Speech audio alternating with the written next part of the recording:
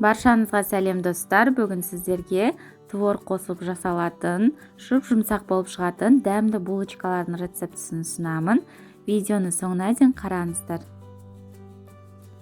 Жылы сүтке тұз, қант, жұмыртқа, сары майды ерітіп құямыз.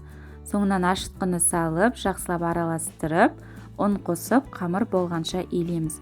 Бізде жұмсақ қамыр шығу қажет.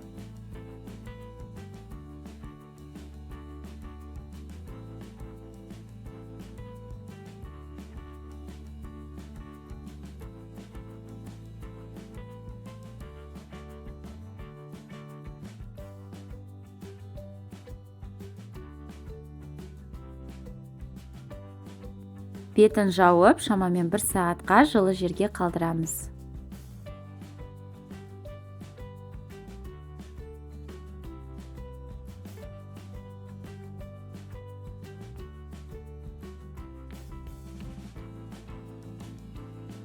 Салмасын дайындап аламыз. Ол үшін творогқа қант, қаймақ салып, блендердің көмегімен жақсылап араластырамыз.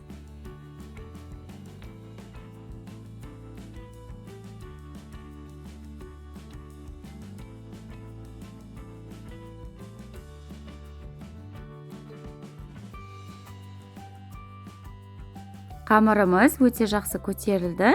Менде шамамен 1 сағаттай тұрды. Енді осы қамырды теңдей етіп 8 бөлікке бөліп, видеодағыдай етіп жайып, ортасына салмасын салып шығамыз.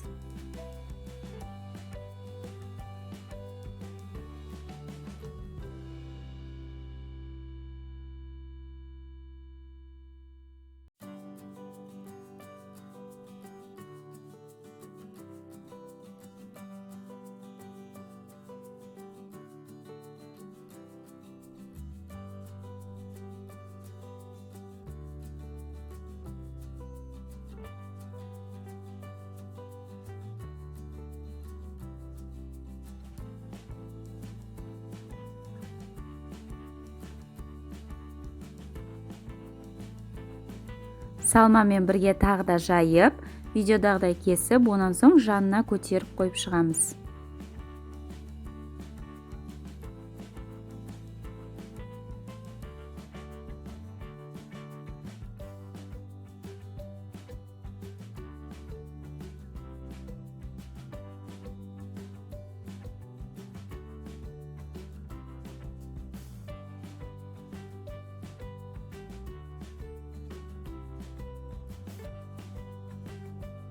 Бетіне жұмыртқаның сарысы мен сүтті араластырып жағып шығамыз да, шамамен 180 градуста 30 минуттай пісіреміз.